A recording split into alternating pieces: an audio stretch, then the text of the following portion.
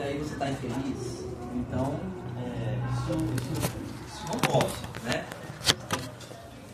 Só que já começa a haver um problema aqui. Então, um desejo que se expande infinitamente nunca encontra repouso, tornando o agente um eterno insatisfeito. Por isso que a felicidade exige ordem. Tá?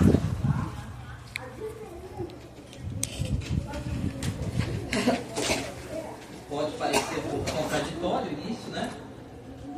Porque alguém pode pensar, não, eu sou feliz quando eu faço tudo, tenho tudo que eu quero. Mas como é impossível ter tudo, você precisa focar em alguma coisa. Você precisa estabelecer prioridades. Porque senão, você vai ser uma pessoa infeliz. Se você quer tudo. Então, aqui o interlocutor vai redefinir a noção de mais forte, ou seja, aquele que, portanto, pode realizar todos os seus desejos, porque, veja só, o mais forte, o próprio Sócrates já mostra, ele nunca tem alguém que é o mais forte. Porque a massa é mais forte que o mais forte dos indivíduos. Então, sob essa perspectiva, nós não deveríamos ter uma tirania, e sim uma democracia. Por quê? Porque o povo, no conjunto, é mais forte do que o indivíduo mais forte isoladamente. Não é? Então, a definição de mais forte para mais inteligente, mas aí o Sócrates também altera um pouco o foco da discussão, mostrando que se o mais inteligente, ele deve ser aquele que é capaz de identificar o que é que traz o bem. Né? E muitas vezes essa visão aqui ainda está misturada com a visão de que o bem é o prazer. Né? Então, o Sócrates mostra que nós não podemos simplesmente entender bem e prazer como sinônimos, porque, olha só, alguém poderia muito bem considerar a covardia algo mais prazeroso do que a coragem. Né? Porque o covarde que foge do perigo, ele sente prazer, né? Se livrou de uma ameaça. E o corajoso que enfrenta o perigo, ele está sofrendo um risco. Né? Então alguém poderia dizer que se o prazer fosse o único critério do bom, o covarde seria melhor, mais bom, por assim dizer, né? Do que o corajoso, o que obviamente Cálices não pode aceitar. Então, veja só, os critérios de bom e mal devem ser separados do prazer, porque eu posso também hierarquizar e também avaliar os prazeres, porque tem prazeres melhores e prazeres piores. Então o prazer do corajoso que enfrenta o risco, supostamente, sob essa perspectiva, é melhor do que o prazer do covarde que foge do risco. Não é? Então ambos supostamente estão ali movidos por algum tipo de prazer, mas então deve ter alguma diferença. Então não podemos simplesmente identificar o bom com o prazer. Né?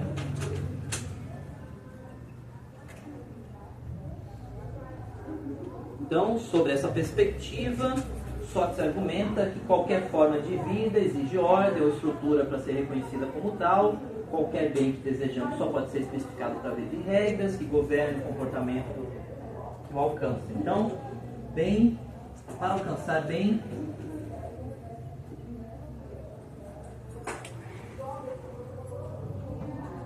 são necessárias regras.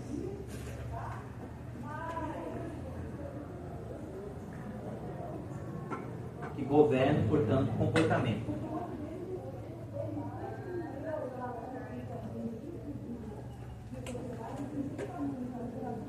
Então, o bom não é aquele que faz o que quer o tempo todo, ou seja, que busca satisfazer todos os desejos, mas aquele que governa a si mesmo por meio de certas regras. Por quê? Porque daí ele sabe o que ele tem que... Qual o seu objetivo?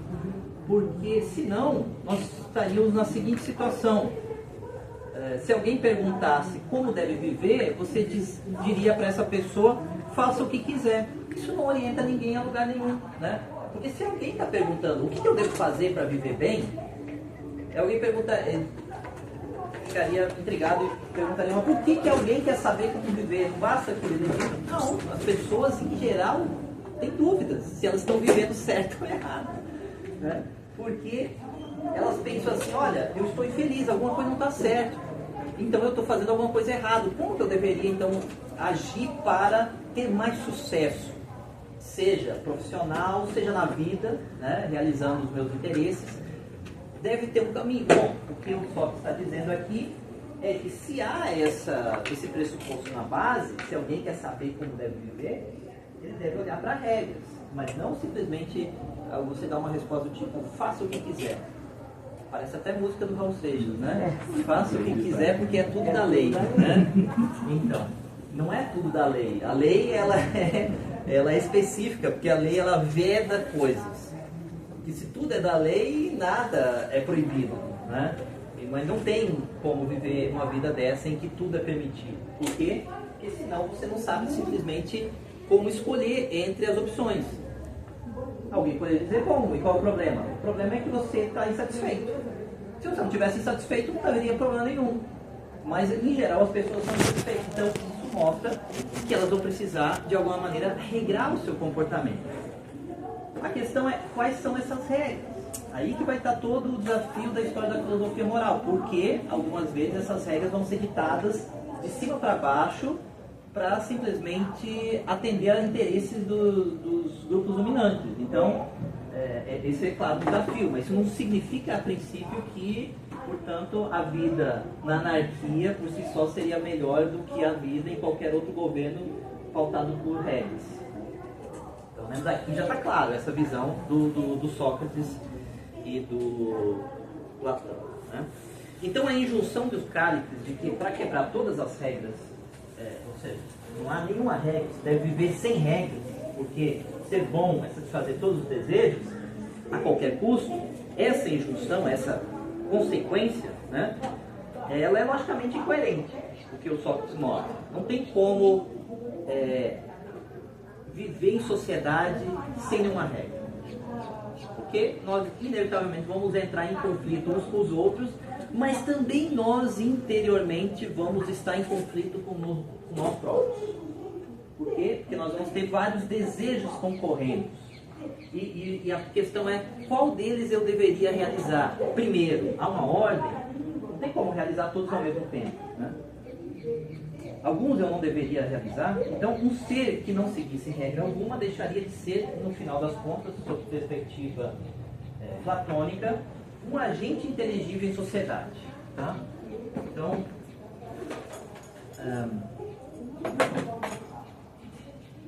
se ele não segue regra alguma,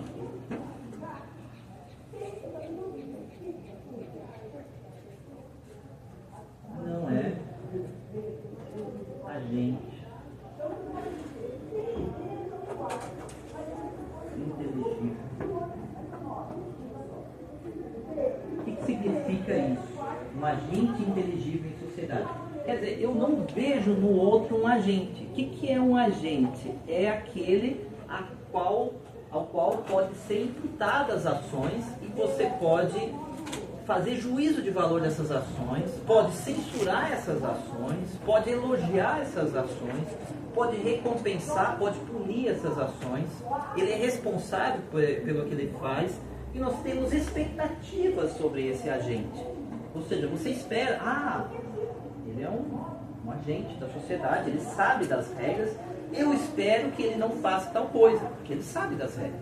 Agora, se ele não segue regra alguma, ele não é um agente inteligível em sociedade, ele nem, de certa maneira, sob essa perspectiva, é exatamente um ser humano, né? Porque ele age como um animal. O animal você não sabe como vai agir.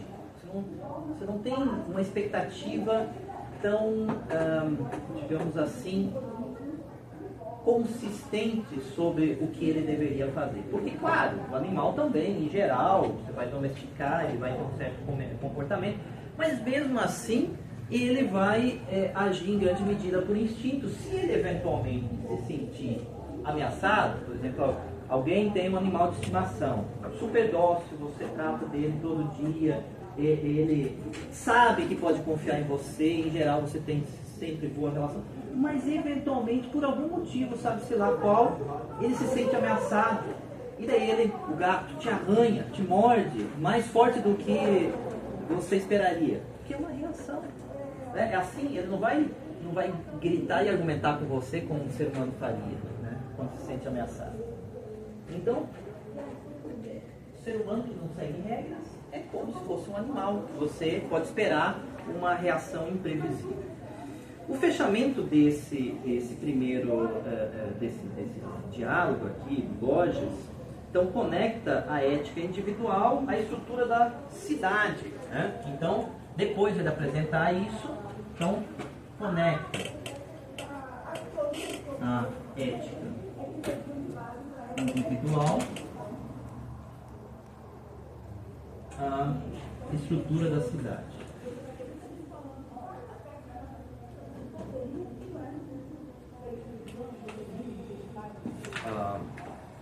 Aí o Sócrates começa inicialmente criticando os grandes líderes de Atenas, dentre os quais o grande Péricles, né, que foi um grande estadista, sempre é lembrado. Por que ele critica esses grandes estadistas, Péricles? Porque eles foram, segundo a análise do Sócrates, maus governantes. Por que eles foram maus governantes? Porque eles deram ao povo o que o povo queria. Ah, mas não pode, o governante não pode dar ao povo o que... Não, ele pode dar, mas desde que ele ensine ao povo o que é o bom. Porque pode ser que o povo queira algo que não seja bom para ele. Mutatis mutandis, transferimos do passado para o presente. Então, há críticas, por exemplo, aos governos progressistas ao redor do mundo, mais especificamente no Brasil, das últimas décadas, que falam assim, o governo, no final das contas, não foi bom porque estimulou o consumo. Ah, mas o consumo é ruim? Não, claro que ele é bom. Mas a sua felicidade deve estar pautada só no consumo, porque você quer sempre consumir mais. E daí quando o seu poder de compra diminui, você fica chateado. Então, a gente poderia usar essa mesma interpretação aqui do Sócrates para interpretar o momento presente. É a mesma lógica que está no fundo. Né? Então, o Sócrates também criticaria os governos atuais progressistas porque eles estimularam simplesmente o consumo. Você não deve simplesmente dar ao povo o que ele quer. Você deve ensinar o que ele deve querer melhor. Ou, pelo menos, dar condições para que ele possa enxergar outras alternativas além do simples ter. Né? Isso aqui não sou eu, é o Sócrates. Tá? Então, expandir os desejos. Por que eles foram maus, os governantes? Porque eles expandiram os desejos da cidade sem fornecer ordem governada por regras, que permitiria a realização de bens reais, tornando, portanto, a cidade doente com um verniz de prosperidade. Aí o PIB vai bem, mas todo mundo está insatisfeito. Porque, como já dizia uma grande economista no passado, o PIB não enche a barriga de ninguém. Né? Então, a questão é encontrar o equilíbrio entre os interesses. Bom, Platão encerra o diálogo, segundo MacIntyre, com o mito das almas sendo julgadas após a morte. Então esse mito simboliza o que está em jogo na escolha entre as atitudes morais fundamentais. O autor observa que o recurso ao mito pode, aqui, o autor que é o MacIntyre, né? Pode ser visto como uma admissão de que a justificação puramente racional da justiça ainda não foi completada, então não está claro ainda qual é o critério. Veja, o Gorgias, ele apresenta, na própria interpretação do MacIntyre, os problemas. Né? Há problemas na vida e sociedade. Nós não sabemos estabelecer o que é bom, o que é justo. Né? Não temos critérios, padrões bem definidos. Então, esse é um diagnóstico, é um texto que mais diagnostica do que propriamente oferece alguma orientação. Ele está dizendo, olha, precisa de orientação. Mas qual é, Sócrates? Me diga, Sócrates, o que eu devo fazer? Ele não diz. Né? Ele está só dizendo, olha, ninguém sabe o que deve fazer. E as pessoas que acham que buscar a satisfação de desejos é o caminho, elas estão equivocadas, elas se contradizem. Né?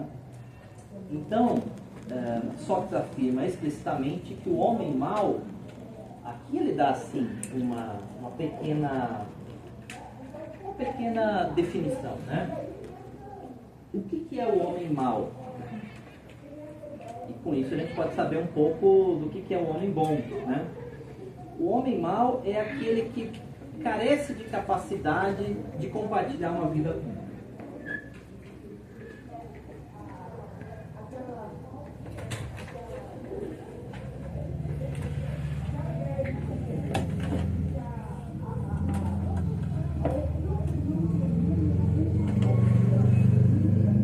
Então aqui já começa, isso vai aparecer depois na República de forma mais explícita, começa a identificar o que é bom para o Platão. Você é bom quando você consegue conviver com os outros. É isso. Você é mau quando você não consegue conviver com os outros. Por quê? Porque os seus interesses eles se sobressaem tanto que você não compartilha a vida com os outros. Porque compartilhar significa o quê? Você não ganha sempre tudo. Você cede, o outro também ganha. E se você ganha sempre, o outro não quer mais, né, ter relação com aquela pessoa. Não só que você ganha sempre, mas você quer ganhar sempre. Você não admite não ganhar sempre. Né? Então, esse é o mal. Né? Então, para especificar o que é bom, é necessário, portanto, especificar a vida comunitária. Que tipo de vida comunitária queremos ter? Então, isso não está ainda dito aqui no Gorgias. Isso vai aparecer mais à frente. Então, para especificar o bom, é necessário especificar o tipo de vida comunitária.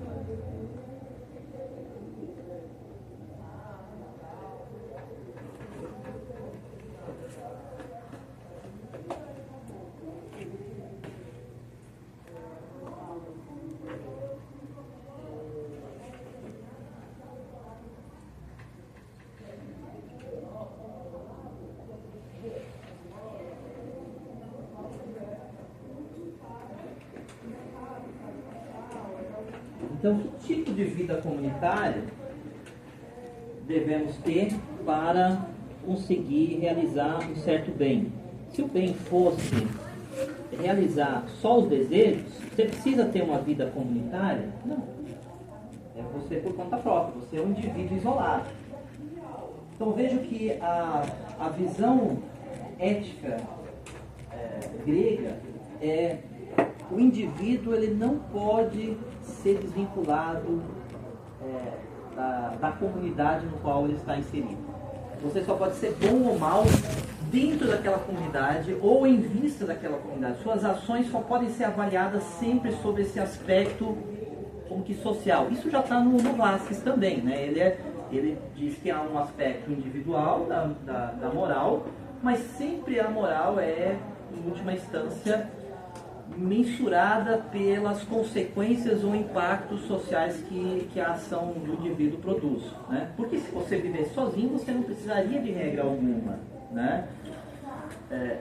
Sobre essa perspectiva social, porque a sua ação, no final das contas, só impactaria você mesmo. Mas mesmo assim, o Sócrates talvez ainda achasse que você se beneficiaria de ter alguma regra porque para governar a si mesmo, para fazer a gestão dos afetos. Né? Então, esse elemento aqui, né, ele vai conectar diretamente, segundo MacIntyre, o Gorgias com a República, com a outra obra. Então, a gente entende a República quando pensa que nós só podemos entender o que é bom se nós especificarmos que tipo de vida comunitária é necessária para que esse bem, esse bom, seja realizado. Muito bem. Isso era o Gorgias. Agora, vamos ao República.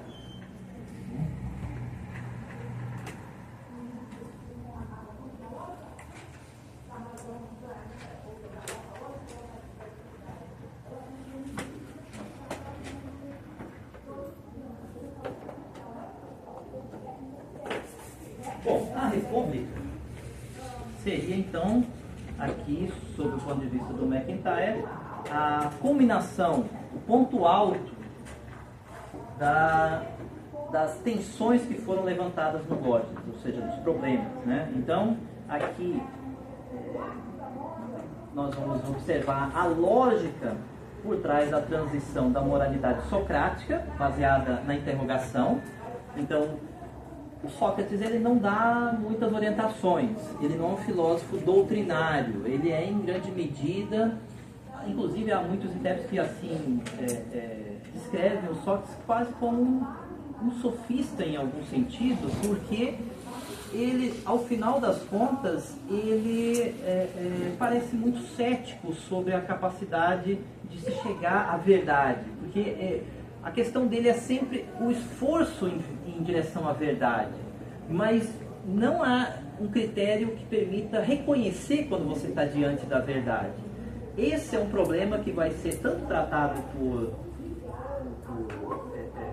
Platão, mas também por Aristóteles. Como é que eu sei que eu estou diante de uma verdade? É o famoso, o famoso paradoxo epistêmico, né? O paradoxo epistêmico é: eu estou procurando uma coisa que eu não sei o que é, e como é que eu vou saber que eu encontrei aquela coisa? Por quê? Se eu não sei o que é, como é que eu vou reconhecer o que eu não sei, né? Então, a saída do Platão vai ser qual? A reminiscência, né? Como é que você sabe que você encontrou o que você estava procurando? Porque no final das contas a sua alma já teve contato com essas verdades antes de incorporar, e a incorporação, ou seja, o corpo, ele quase como que meio que obscurece essas verdades, você como que esquece, mas com o processo dialético você é capaz de recordar isso.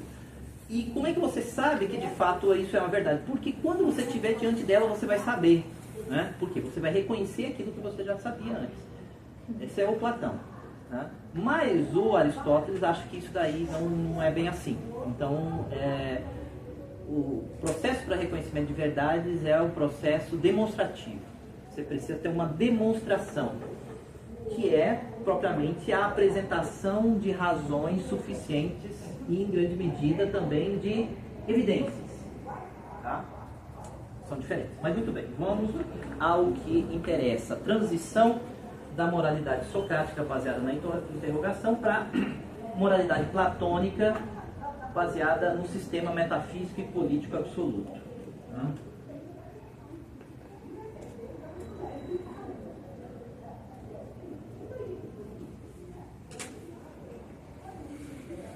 Aqui a transição.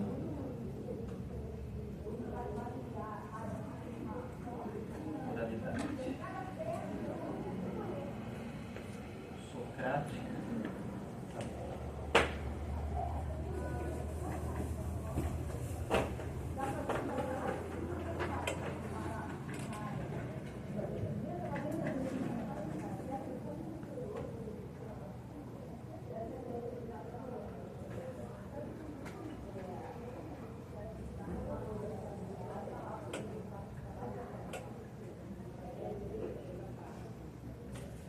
Moralidade socrática, interrogação. Busca autêntica das verdades. Moralidade platônica. Aqui há um sistema metafísico. Vai exigir falar da alma. A alma ela é constituída de alguma por partes. Veja que para Sócrates isso não é uma questão, mas para Platão sim, né? E aí vai nascer um problema, pode-se dizer assim, que vai ocupar a filosofia moral desde então até hoje. Ou seja, que há como que oposições internas em cada indivíduo. Em outras palavras, nós não somos uma unidade absoluta em que tudo está em harmonia constante. Quer dizer, quando você quer, tudo em você quer. Você pode ter ao mesmo tempo um querer e um querer contra. né? Você pode ter que a dúvida supõe justamente que você tem duas opções que são igualmente plausíveis e você fica num dilema sobre qual é a melhor opção. Isso supõe então que teria fontes distintas para essas opções. Esse é um pressuposto que vai ser admitido aqui pelo Sócrates. Mas além desse sistema metafísico, pelo Sócrates não, pelo Platão principalmente, né? Além desse sistema metafísico também há um sistema político.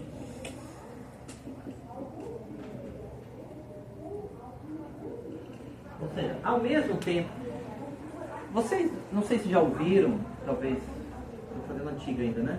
Talvez alguém ali já tenha mencionado isso, ou em outro contexto, uma frase que é sempre atribuída a um filósofo contemporâneo chamado Whitehead, de que toda a filosofia seria, em última instância, uma nota de rodapé a Platão. Ou seja, que todos os problemas originalmente teriam já sido colocados aqui por Platão. Se você quer entender a história da filosofia, você deve inevitavelmente começar em Platão, porque ali vão estar já colocados quase todos os problemas, se não todos, e toda a história posterior é uma tentativa de solucionar os problemas identificados aí. Eu não estou tão seguro de que isso seja assim, mas eu diria sim que boa parte dos problemas podem de fato ser identificados aqui. Tá? Não diria todos necessariamente, mas eu diria uma grande parte dos problemas já estão aqui. Então, vocês já vão identificar aqui coisas que vão estar discutindo por muito tempo. E, se vocês querem entender também um pouco a doutrina cristã, tem que estudar Platão. Por quê? Porque a doutrina cristã, ela é em grande medida, veja só, as escrituras, elas são textos, em grande medida, direcionadas ao público comum. Eles não são textos em que há uma discussão doutrinária profunda. Por quê? Porque eles não são direcionados a intelectuais, são direcionados ao povo comum como que um instrumento de educação, né? Vai ser transmitido um certo tipo de moral, um certo tipo de regra, que supostamente é aquilo que Deus quer dos seus criaturas, daquilo que Ele criou, né? Então, a estrutura dogmática vai ser, isso há estudos que comprovam, vai ser emprestada nesse cristianismo nascente, ou seja, nas primeiros séculos da nossa era depois de Cristo, né? A partir da filosofia platônica. Então vocês vão identificar muitas coincidências, vamos dizer assim, entre Platão e o cristianismo. Por quê? Porque o Platão ele vai ser como que a gente fala, por exemplo, no tempo parreiral, nas uvas, né, você tem o cavalo e daí você tem o enxerto, né? Então é como se o platonismo fosse o cavalo sobre o qual foi enxertado o cristianismo, porque ele se estruturou segundo essa base platônica. E depois, claro, mais à frente, o cristianismo também se serviu do aristotelismo, mas isso mais à frente, para introduzir outras concepções nessa doutrina. Tá? Mas, então vamos ao que interessa aqui.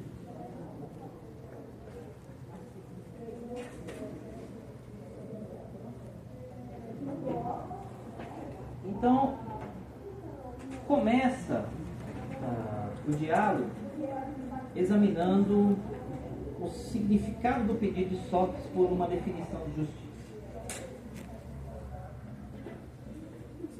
Essa palavra em grego está faltando uma letra aqui no meu. Qual? Dikaios. Dikaios. É um wiki? É um iota? No final, você está falando? É depois do sigma. Tem uma letra? Tem que olhar aqui no texto, porque eu já peguei o transliterado. O transliterado é de Akoiosine, né? Mas não no... Tem que ver aqui qual que é. 23. Isso. 33, né? De Aquoiosine.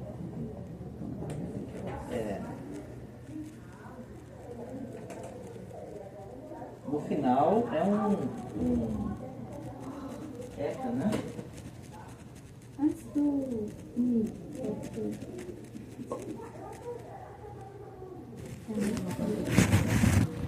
Alfa e Ota, né?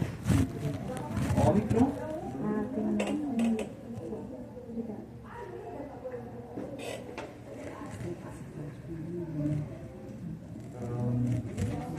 Tá. Significado, o que é? Significado. Então, examina. Significado.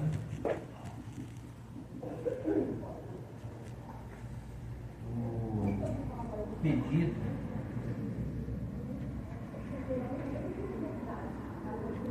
De definição justa.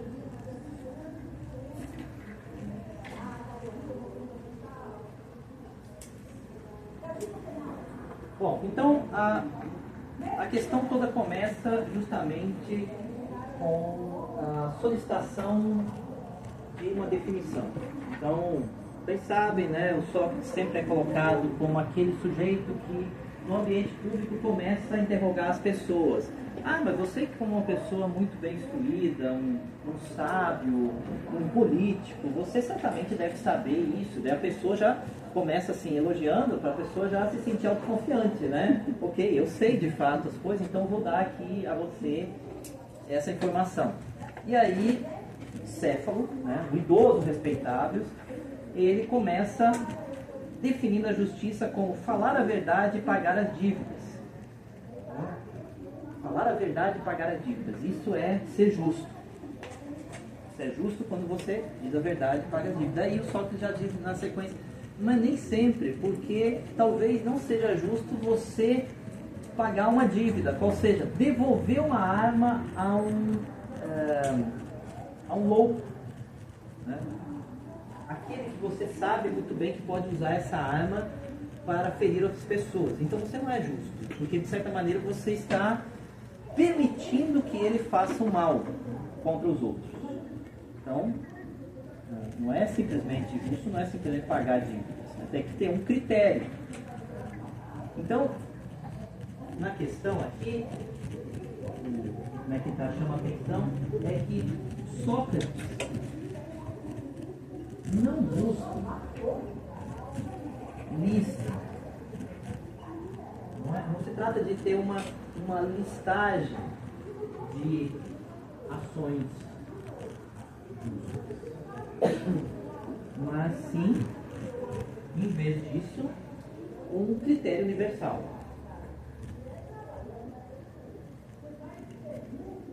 Que é o centro de toda universalidade, normatividade. Então, vocês lembram, né, que a ética é metaética, normatividade e aplicação?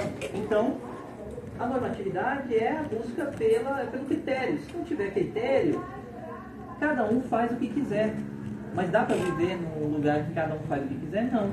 Tem que ter um critério. Por quê? Porque você não só você tem que ter um critério para ter expectativas em relação às outras pessoas e, eventualmente, julgá-las sobre o que elas fizeram, censurá-las, elogiá-las, como também o próprio agente precisa saber o que se espera dele. Porque se ele não souber previamente, ele pode estar cometendo uma ação injusta por ignorância, né?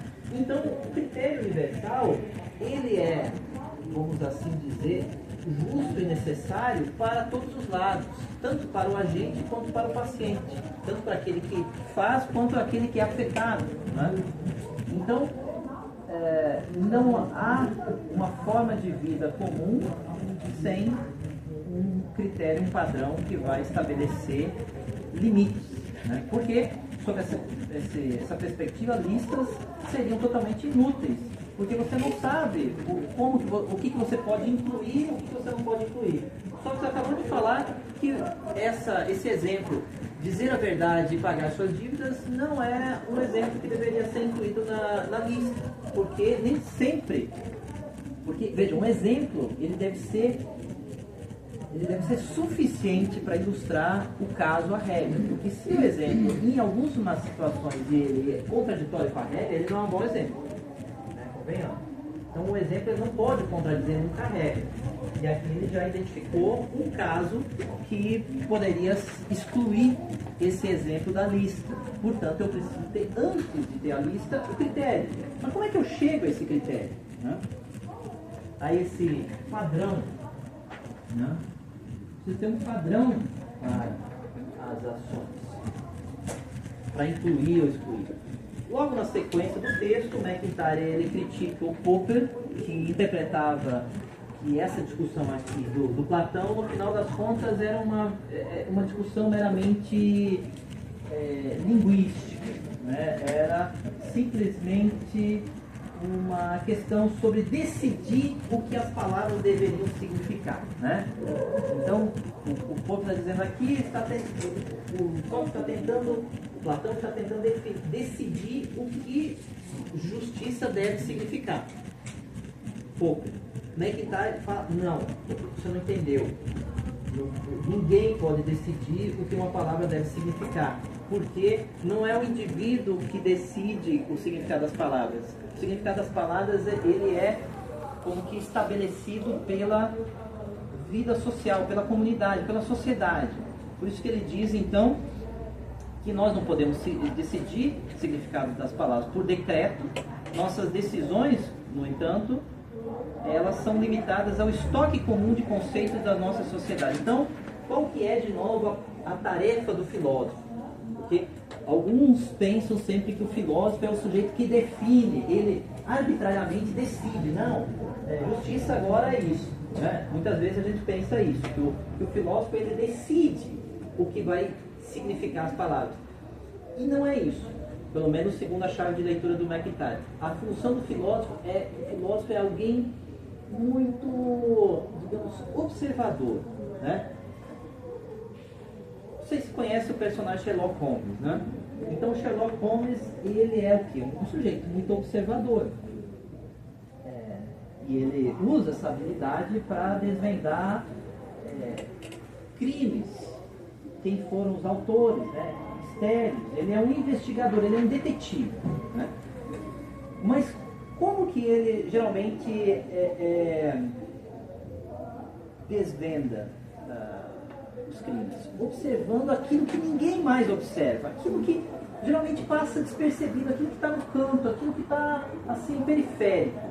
É isso que o filósofo deve fazer. O filósofo é aquele que deve olhar aquilo que os outros não estão vendo.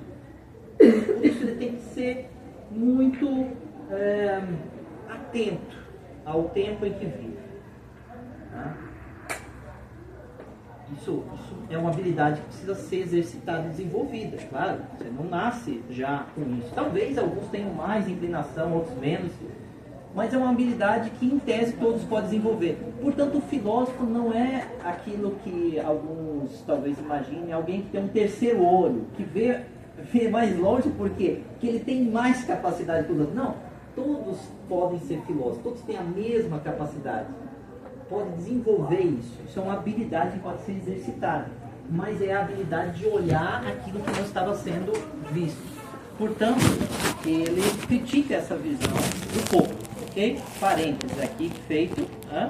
Então, não se trata de decretar o significado por individualmente, né? O significado das palavras não pode ser decidido por decreto, mas sim pelo estoque comum de conceitos na nossa sociedade e, portanto, compreender o conceito é compreender suas funções sociais e o que pode e o que não pode ser feito através dele. Então,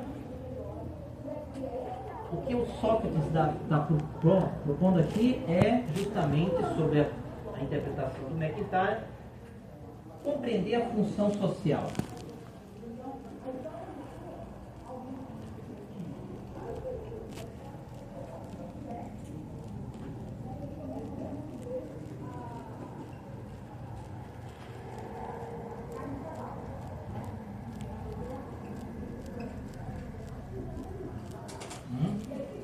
E ele vai dar uma definição que é interessante, né?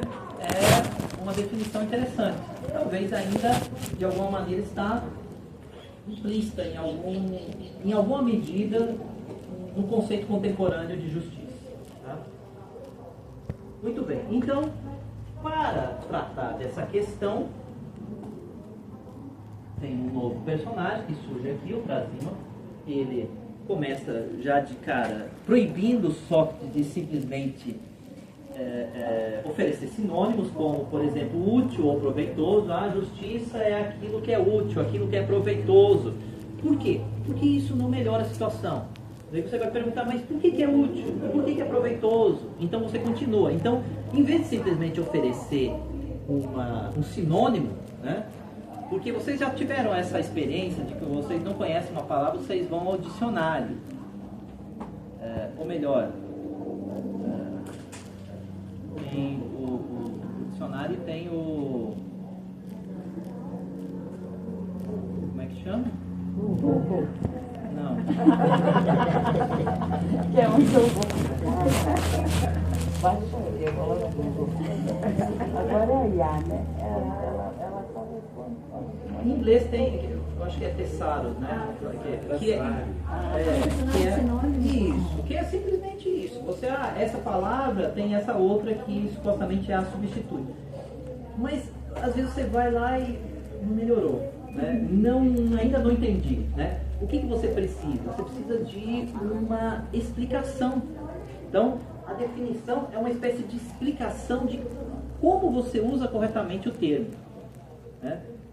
Porque se você não tiver essa explicação, você simplesmente tiver um sinônimo, daí você vai falar, mas são a mesma coisa? Quando que eles são de fato sinônimos? Sempre, né? Em que medida isso aqui é, portanto, a justiça é vantajosa? Ou eu posso simplesmente colocar no lugar de justiça falar vantajoso? Não pode, né? Então, é isso que o interlocutor está falando. Ok, Sócrates está atento a isso, ele não vai simplesmente oferecer um sinônimo, ele vai mais à frente apresentar uma definição. Mas, por enquanto, o Trasímaco, ele vai definir a justiça como o interesse do mais forte, tá? O que é certo e errado? O que o mais forte disser que é certo. Aquele que tem o poder, aquele que manda, é que diz o que pode e o que não pode, né? É isso, a primeira definição de justiça é isso. É errado tudo aquilo que o mais forte não quer que seja feito. Ou seja, no final das contas, é tudo aquilo que se opõe ao interesse dele. Então é certo tudo aquilo que está em conformidade com o interesse do mais forte, do dominante, do líder, né? Então a tese é que a justiça é uma invenção das classes dominantes governantes. Então, trazido.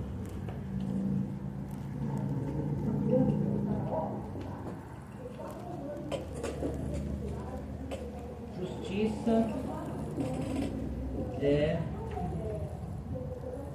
o interesse do mais forte.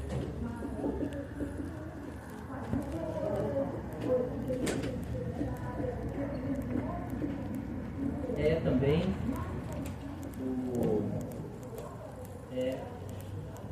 uma invenção das classes governantes. Que se governa.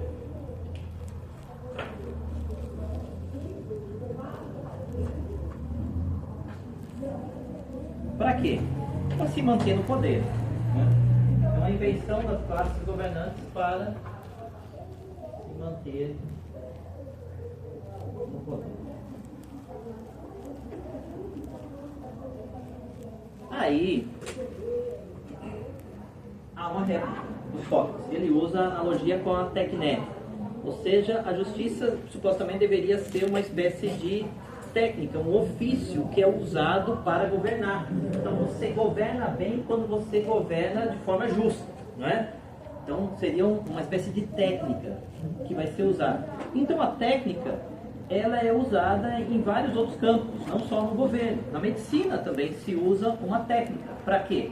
Para restabelecer a saúde, né? A função do médico é restabelecer a saúde da pessoa doente. Então há uma técnica.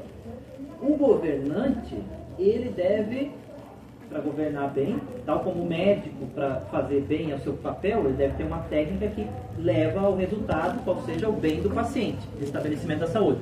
O governante governa bem quando ele também, de alguma maneira, faz o bem aos governados. Então, essa é a analogia que o Sócrates está aqui estabelecendo, né? Então, o governo, de alguma maneira, não pode ser simplesmente o interesse das classes dominantes. Por quê? Porque senão os governados, eles não vão, alguma medida, eles não vão aceitar e vai ter algum tipo de fragmentação da sociedade, né? Então, as classes, e esse é o dilema clássico, né? Porque as classes dominadas, sendo em maioria, não simplesmente matam os governantes, né? Porque essa é a questão clássica, né? Os governantes são sempre em menor número, mas eles só governam pela concessão dos mais fracos. Os mais fracos simplesmente dizem, ok, eu não vou me revoltar. Tá, que não diz publicamente, mas aceitam serem governados. Mas isso só é possível se de alguma maneira os governantes convencem os governados de que isso é bom para eles, de que eles estão tendo uma vantagem, que seria pior eles ficarem sem esse governo, né? Essa é a ideia, no fundo, que está sempre em qualquer tipo de relação entre governante e governado, né? Então, não basta que a justiça, que é a técnica para governar bem, seja o interesse do mais forte. Pode até ser, mas você vai precisar mascarar isso, né? Então, tem que parecer que você está governando também para o interesse de todos. Então, a justiça não pode ser simplesmente isso que o Trajano diz. Então, McIntyre considera, no entanto, essa resposta do Sócrates, do Platão, seja ineficaz para a questão toda, ou seja, qual é o critério universal para se estabelecer o que é justo ou não, mas, no entanto, ela é como que uma resposta preliminar, está preparando o terreno, não é ainda a resposta, mas está preparando o terreno. Depois disso, entram outros personagens que colocam alguns desafios adicionais aqui ao Sócrates, ou seja, Glauco e Adimanto. Eles elevam o nível de debate, agora assumem como que o papel de advogado do diabo para forçar Sócrates a provar que a justiça tem um valor intrínseco. Então, justiça tem valor intrínseco. O que significa isso? Significa que ser justo vale a pena mesmo que você tenha desvantagens. Ou seja, valeria a pena morrer pela justiça. Ou você só é justo se aquilo traz vantagem. É também uma questão clássica da filosofia moral, a questão de o que motiva as pessoas a fazer o que elas devem fazer, o que motiva as pessoas a agirem de forma justa. Então, grande parte dos teóricos, naturalistas principalmente, vai assumir que as pessoas só são autenticamente movidas para realizar o que é o justo, aquilo que elas reconhecem que é o certo, o que elas devem fazer, se elas reconhecem ali algum tipo de benefício, né? Então, se ela não reconhecer nessa ação que ela faz algum benefício, ou seja, só coisas negativas, ela não vai fazer o que é o justo. Se aquilo só traz desvantagens, prejuízos, a pessoa não faz o que ela sabe e reconhece o que é certo. Porque ela não quer passar por trouxa, né? Não quer passar por idiota. Ou seja, todo mundo sabe que isso é o certo, mas ninguém faz. Porque eu deveria fazer, né? Só eu vou ser o trouxa de seguir as regras, né? Então, essa ideia de que precisa ter uma relação de compensação, um equilíbrio matemático, por assim dizer. E por isso que a pergunta feita aqui é: a justiça tem valor intrínseco ou você só age de forma justa quando você reconhece algum tipo de vantagem, algum tipo de recompensa? Então a defesa do Platão, do Sócrates, é que a justiça tem valor intrínseco. Tá? Mas, no entanto, nós vamos perceber aqui, antes de ele oferecer essa definição, essa resposta, uma série de elementos que nos afastam dessa crença, né? Então começa com isso não é propriamente a visão de Platão. Claro, isso está no texto da República, né? Alguém diria, não, é Platão. Sim, é Platão, mas é muito típico desses textos de diálogo em que o autor ele simula objeções, né? Então isso aqui é uma objeção, eventualmente também isso pode representar uma opinião corrente na época, claro, mas ele está aqui simulando uma objeção que alguém poderia apresentar a sua visão, e ela é apresentada por meio dessa visão do Glauco, que propõe então que os seres humanos são movidos puramente por autointeresse, tá? Então, Glauco,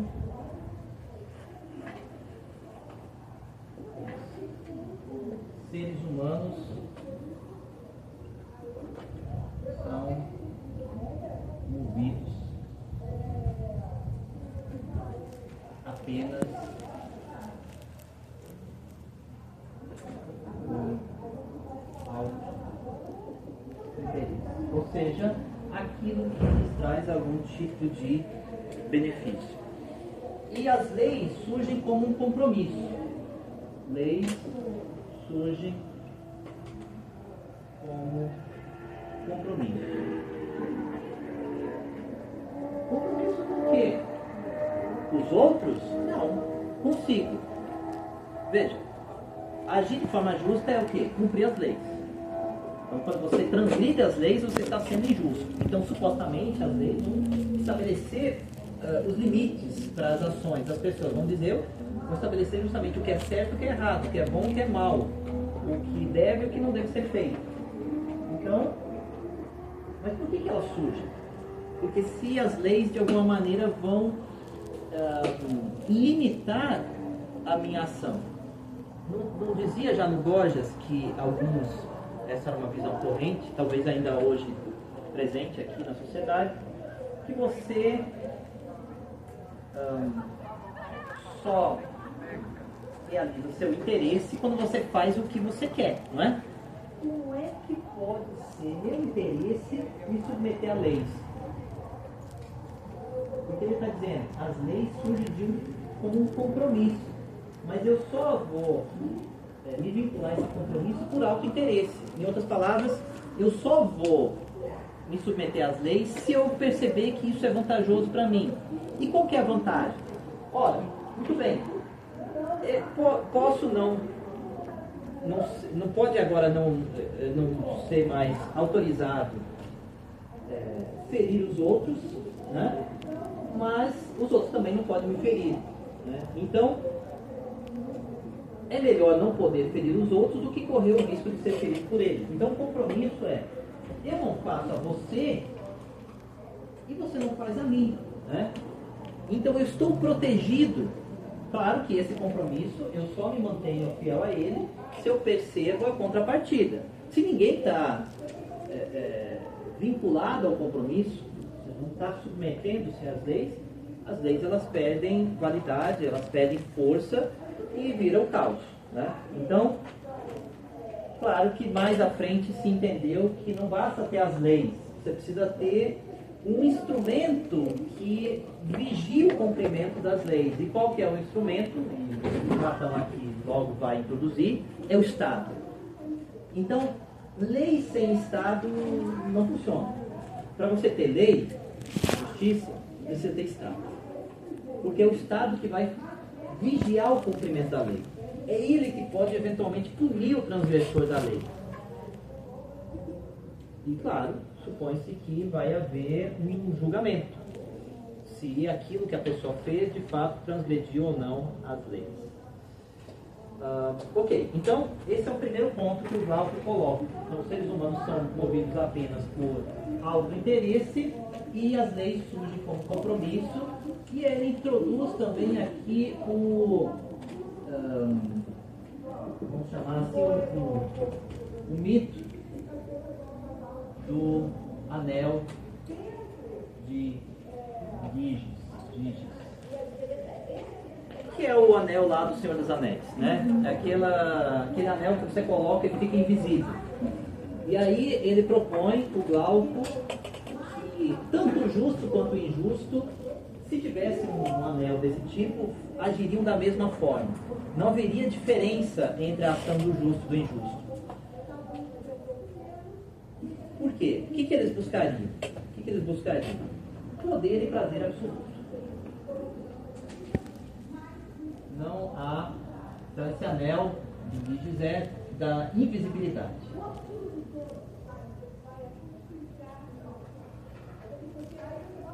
Então você não faz certas coisas simplesmente porque você tem medo de ser flagrado, ser pego. Só. Se você tiver certeza de que ninguém está vigiando, você vai fazer o que você quer. Essa é a ideia que está sendo vendida aqui pelo Glauco. Então não há diferença entre a ação do justo e injusto.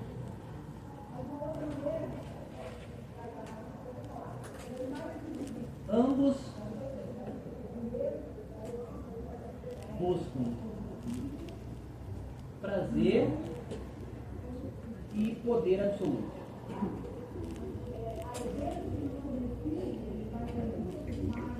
O justo é apenas aquele que se submete às leis porque tem medo de ser flagrado. E claro, não só por causa disso,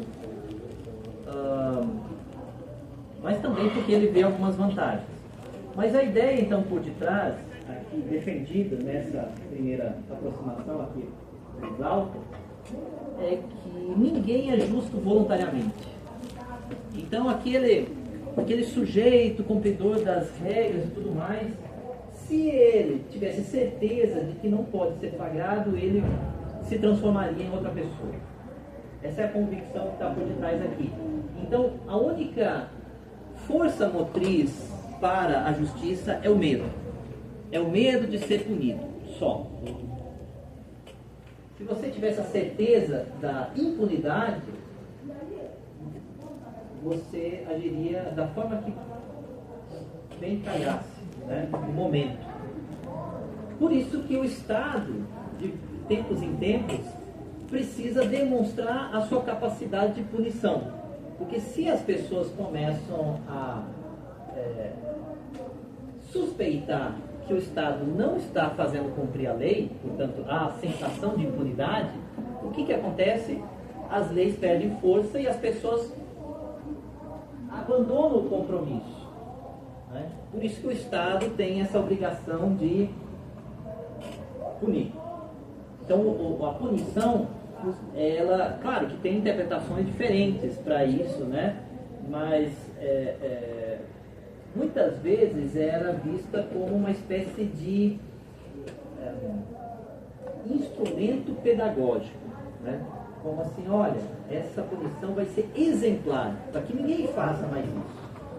Então, às vezes, a punição é até mais dura do que o crime eventualmente merecesse, mas justamente para desestimular os outros.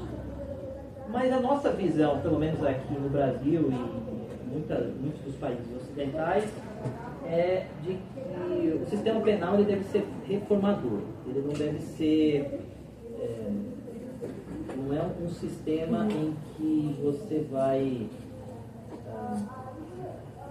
usar o caso de alguns para desestimular os outros, como uma espécie de vingança do Estado contra o indivíduo, né? Mas sim que você vai reformar o transgressor para que ele possa ser reintroduzido na sociedade agora como um cumpridor das leis. Esse é o ideal. Se isso funciona ou não é outra coisa, mas esse é o ideal. Porque se não tivesse esse pressuposto, nós tínhamos que jogar as pessoas transgressoras na cadeia e nunca mais deixar sair. Né? Então, se há a possibilidade da pessoa passar um tempo e depois pode sair, isso só faz sentido sob o pressuposto de que essa pessoa vai ser reformada lá dentro, para que saia uma pessoa melhor, no sentido de submeter-se às leis, né? de ser um cumpridor das regras da justiça. Essa é a visão que está por detrás disso. Então, ninguém é justo voluntariamente apenas por medo. E Adimando acrescenta. Então, ninguém é justo voluntariamente, mas apenas por medo. Por medo de ser punido. E o Adimando, ele acrescenta que os pais ensinam a justiça aos filhos, não porque ela seja boa em si, porque tem valor intrínseco, mas porque ela traz reputação e recompensas. Então, pais ensinam justiça, ou seja, não só ensinam as regras, mas ensinam que os filhos devem se submeter a essas regras, porque essa parte é mais difícil, né? Ensinar quais são as regras não é mais fácil, dizer, ó, pode ou não pode. Ensinar que você tem que cumprir as regras, isso é o mais difícil. Então, ensina a justiça por causa da reputação e recompensa. Ou seja, os pais ensinam os filhos dizendo, olha, se você for um transgressor, você vai ser mal visto na sociedade. Então se adeque, né? Se comporte, haja tal como se espera que você haja dentro daquele contexto. Isso traz recompensas tanto nessa vida quanto no pós-morte. Então é por causa disso. Então Sócrates deve provar que a justiça é lucrativa para a alma. Esse é o ponto. Justiça é lucrativa para a alma. Ou seja, vale a pena ser justo, mesmo que em vida você seja torturado e morto, você seja perseguido, você seja difamado. Então, se manter fiel aos princípios que você considera justos, ou seja, aqueles tanto da sociedade quanto aqueles que permitem que a humanidade possa conviver pacificamente, porque às vezes você vê o injusto prosperando com fama de santo. Esse é o principal dilema no final aqui dessa discussão do Anel de Giges na República. É que, veja, não só a pessoa que é justa não tem muitas vezes recompensa, né? Porque, veja, o justo também tem mais um detalhe que eu aqui acabei esquecendo de colocar no meu resumo, mas que eu recordo do texto, é que o justo às vezes também é visto como alguém um pouco impertinente, né? Então, se você está num ambiente, vamos dizer assim, corrompido, e você é o único justo, você de alguma maneira é uma ameaça para aquele grupo. Então, você precisa se adequar ao grupo. Logo o grupo ele tenta te cooptar, né? Dizem, né? Não sei se é verdade, né? Que no ambiente político tem essas coisas, né? Se alguém entra num certo grupo, né, é eleito, se ele não participar dos esquemas, né, dizem, não sei se é verdade, ele vai ter problema, porque ele pode ser perseguido, né, pelos outros. Então você precisa estar junto nos esquemas para ter a confiança dos pares, né? Então, essa é a questão. Vale a pena ser justo, porque o justo, ele, além de não fazer o que quer, ou seja, ele é impedido porque ele se submete às leis, ele pode ser mal visto pelo injusto como uma ameaça e pode ainda sofrer revés em vida, ele pode ser torturado e morto, enquanto, para não não bastasse tudo isso, ele olha para o lado e vê o injusto como aquele sujeito que ainda é visto como bom, né? Como bom. Aí você passa lá, portanto, para a gente ir passando.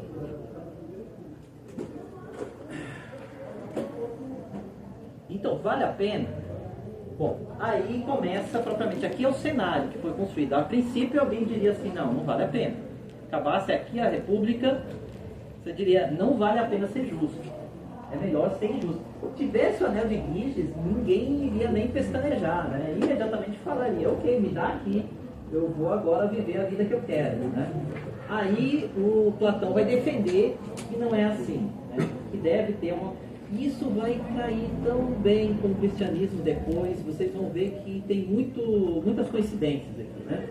Então, ele começa, vocês lembram que aqui a questão está toda na função social, né? Então você só vai entender bem o bom, o justo, se você entender a sociedade dentro do qual essa justiça pode ser realizada, tá?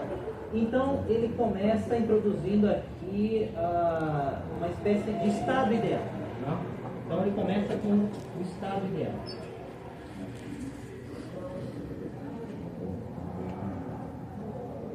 Nesse estado ideal,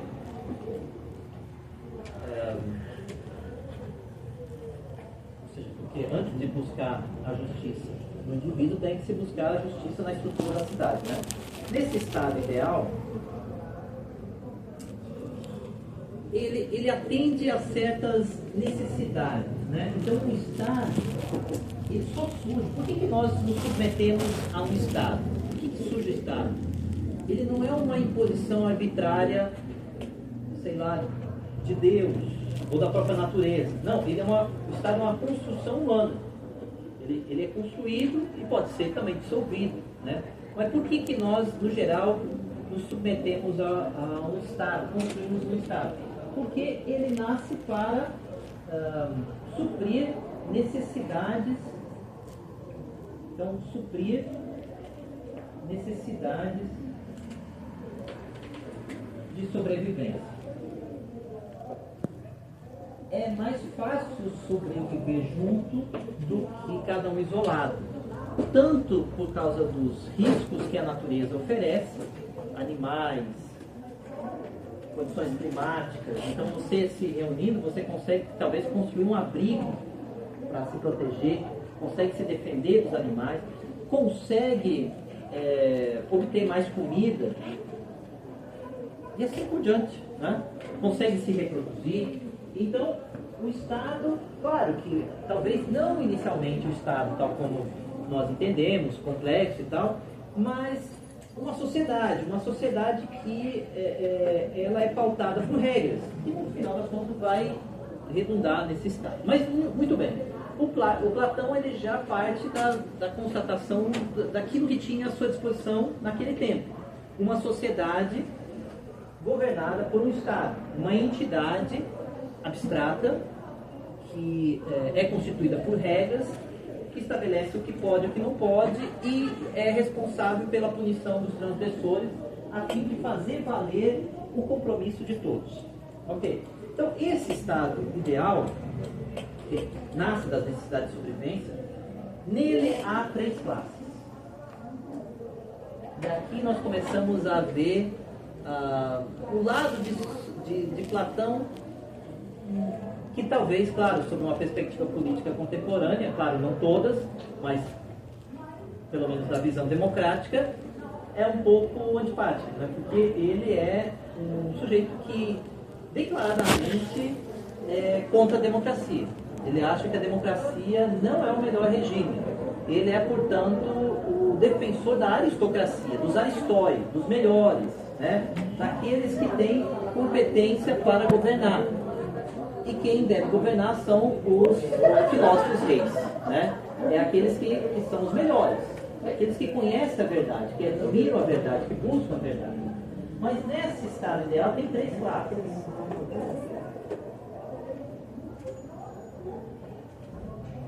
Os artesãos, melhor, os trabalhadores,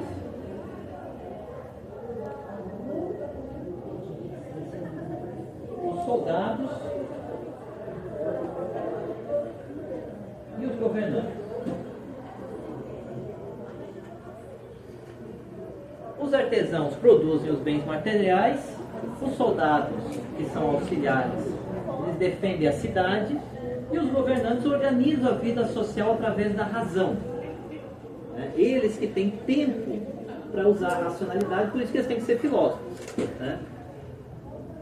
O Platão, vocês sabem que ele tentou implantar essas ideias. Né? Ele foi lá 2 vezes para uma ilha, né? Lá, enfim, cheio de ilhas naquela região.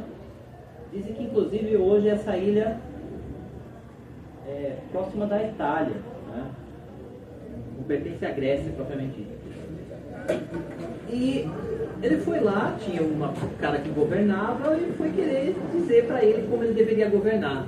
Parece que esse sujeito não gostou muito, daí uma primeira vez ele mandou ele embora e na segunda vez ele prendeu ele e tornou o Platão escravo. Então o Platão foi escravizado. Ele foi vendido para, né, tem mercado de escravo, foi vendido lá para uma pessoa, e daí a pessoa perguntou para ele o que você sabe fazer. Daí ele falava, eu sou filósofo, então eu sei ensinar. E ele foi então comprado para que ensinasse seu filho, torná-lo um bom homem. Aí depois, no final, ele adquiriu a liberdade. Mas veja que essas ideias do Platão, elas eram um pouco utópicas, né? Nem sempre isso funcionava na prática. Por isso que é muito associado sempre ao platonismo, a Platão, essa visão idealista, né? De uma idealização, um estado ideal. Mas por quê? Vocês vão dizer, por que esse estado ideal precisa ter 3 classes? E aí vai entrar a parte metafísica. Porque a alma também tem divisões. Nós estamos brincando aqui, professor.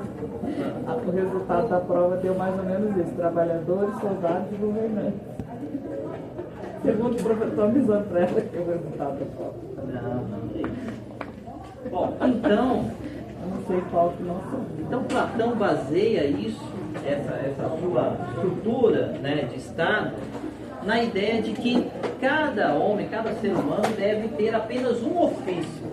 Então, aquele que é trabalhador é aquele que nasce apto àquilo. Aquele que é governante, ele nasce apto àquilo. Então veja que aqui tem também uma visão que prosperou por muito tempo, uma visão política social, que recusa a, como que fala? Oi? Isso, mas tem outro termo que eu queria usar, mas é essa a ideia. Mas é essa a ideia, tá? Não tem mudança de classe. Você está como que condenado a ser aquilo. Você nasceu daquele jeito, aquela é a sua natureza. Então você é apto só a ser trabalhador. Você nunca vai poder ter ascensão social, né? Você não pode ascender. Se você está aí embaixo, você vai ficar. Se você está em cima, você não vai cair. Tá? Isso é porque é da natureza. Então, nesse sentido, o Platão é um filósofo que fundamenta... Ele mesmo foi preso, caiu, descendeu. Aí a contradição, né? Então, né? Mas é que ele não era, por natureza, escravo, por isso que depois ele foi liberto, né? Isso foi um equívoco da vida, né? Só reforçou a ideia dele, ao invés dele cair na real. Porque se ele tivesse mantido escravo para sempre, daí sim há contradição com a teoria dele. Mas como ele depois foi liberto, então olha aí, eu fui liberto porque eu não era escravo.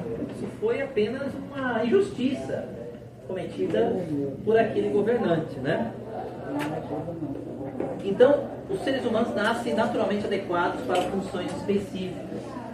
O McIntyre, ele é muito crítico a essa ideia do Platão, né? Ele acha que essa é uma crença falsa, ela ignora a multiplicidade das habilidades humanas e justifica o domínio de uma elite. Claro, porque é isso que o Platão de fato acreditava, que havia uma elite, os aristóios, os melhores, que eram aptos a governar. E isso vai calhar muito bem na tradição política posterior, né? Só com o iluminismo, gente, lá no século XVIII, que essa visão vai ser questionada. Tá? a visão de que não existe um grupo que está destinado desde o nascimento a governar. Então, é século XVIII. Então, essa visão aqui, ela vai ser muito influente por vários séculos. E aí tem a teoria tripartite da alma também, né?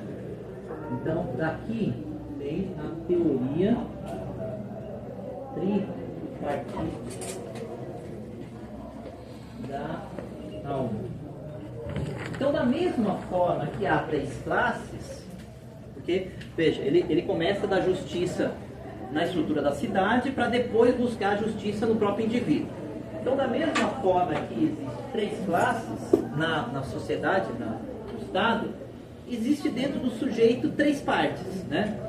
Então, ele argumenta que a alma tem partes, por que tem partes? Qual que é a evidência a favor dessa tripartição? Ou seja, de ter que há uma unidade. É o fato de que há conflitos. Então, evidência são os conflitos. Se nós não tivéssemos conflitos internos, isso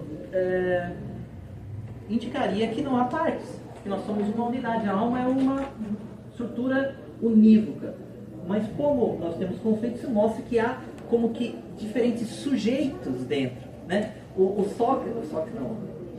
Freud, mais à frente, claro, não tem nada a ver com essa discussão aqui, vai interpretar que, não falando de alma, mas falando da mente, né? Porque alma e mente são termos quase que intercambiáveis por muito tempo. Claro que hoje, na psicologia, ninguém vai falar que a mente é a alma.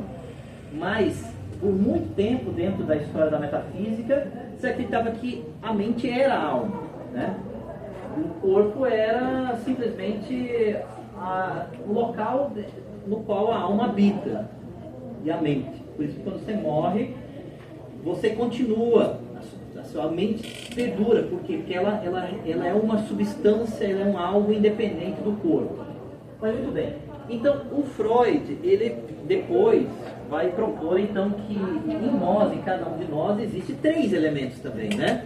Ele vai falar que tem o ego, que é o eu, né? Aquele que você se apresenta ao mundo, né? Então, o seu eu é aquilo que todo mundo conhece, ou pelo menos que você quer que as pessoas conheçam, né? Aquilo que você apresenta ao mundo. Tem o superego, que são aquelas estruturas morais, idealistas que você tem incutido em você, que você vai aos poucos também constituindo, e ela em grande medida é idealista, ou seja, elas não representam o seu eu corrente, porque muitas vezes você entra em contradição com esse superego, mas nunca sem custo. Sempre que você se contraria o superego, ele vai puni-lo por essa transgressão. Então a punição, pode dizer, a punição maior não é a que vem de fora, é a que vem de dentro. É aquela que você se autopune por você ter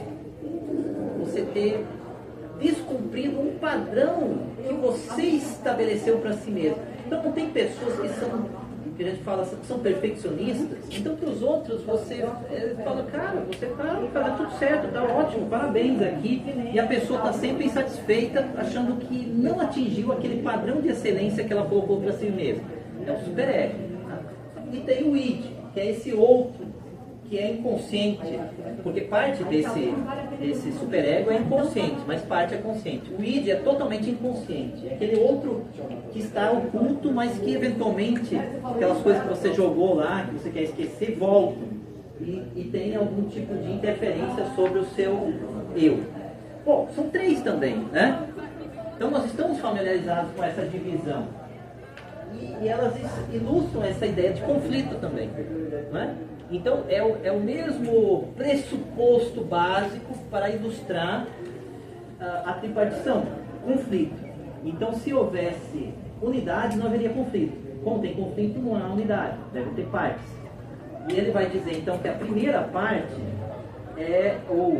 as partes aqui também a gente pode entender como que as partes, elas são como que forças. que se opõem, tá? que nos movem para uma direção ou outra. Né? Então ele diz que se um ser humano tem sede, por exemplo, desejo de beber, mas não bebe porque teme que aquilo que é oferecido para beber está envenenado, isso é um indicativo que há duas forças. Há uma força que é o desejo, eu quero tal coisa, mas há uma outra força contrária que meio que freia esse desejo, que teria que vir de uma outra fonte. E de onde que ele tira essa conclusão? Do princípio de não contradição. Porque não pode o mesmo predicado ser afirmado e negado sobre o mesmo sujeito ao mesmo tempo. Então você não pode, ao mesmo tempo, querer e não querer. Né? Então, ou você quer ou você não quer. Se você quer beber, mas não faz, não é porque você não quer, é porque é uma outra força que não é querer. Tá?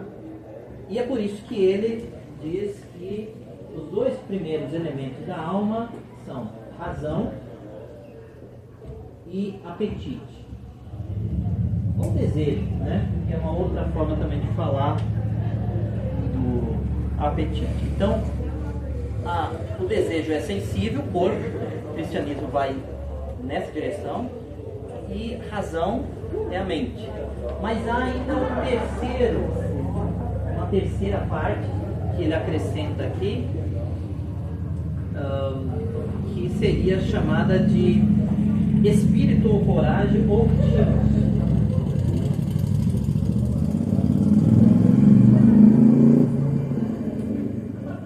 É a parte irracível, é a parte que ela não é nem racional e nem totalmente sensível, ela é como que intermediária entre elas, tá? Então o MacIntyre, ele... Só uma perguntinha. O princípio da não contradição é um termo que você usou para analisar, mas ele não falava sobre isso, né? Olha, o princípio de não contradição, a gente viu lá no Aristóteles, eu achei que era só Aristóteles. Então, mas a gente sabe que o Aristóteles, em grande medida, ele compila um saber da época, né? Então, ainda que talvez o Platão não cite explicitamente o princípio, né? Não investigue o princípio, é muito plausível que ele conhecia o princípio e empregava o princípio, né? Até porque a suposição é que é um princípio da racionalidade humana. Ou seja, não tem como pensar sem usar esse princípio. Talvez você possa pensar usando o princípio, mas não ter consciência de que você está usando o princípio. Porque no dia a dia, mesmo antes de alguém cogitar estudar filosofia, todos nós já estávamos familiarizados com a noção da contradição, né? Quando você pega alguém na contradição, você não flagra alguém. Ah, mas olha, ontem você disse uma coisa, hoje está dizendo o contrário, você está se contradizendo, não é? Então, nós estamos familiarizados com a noção da contradição. E o princípio diz que a verdade, ela está na coerência. A falsidade está na contradição. Então, se você ora diz uma coisa, ora diz outra, então há uma falsidade aí. Por isso que o princípio diz, sobre uma mesma coisa não se pode afirmar e negar sobre as mesmas circunstâncias e ao mesmo tempo. Então, a contradição só pode ser admitida em tempos diferentes. Por exemplo, a gente fala, eu era jovem, mas hoje eu já não sou mais jovem. Então, o predicado jovem e não jovem não podem ser ditos ao mesmo tempo. Ou seja, nesse mesmo momento eu não posso ser as mesmas coisas, mas eu posso ter sido em um momento diferente uma coisa e agora ser outra. Então, a temporalidade permite a contradição, mas o mesmo tempo não. Tá? Ok, pessoal, já era. Hoje não deu para ir mais longe do que isso. Falou. Vai jogar para o próximo.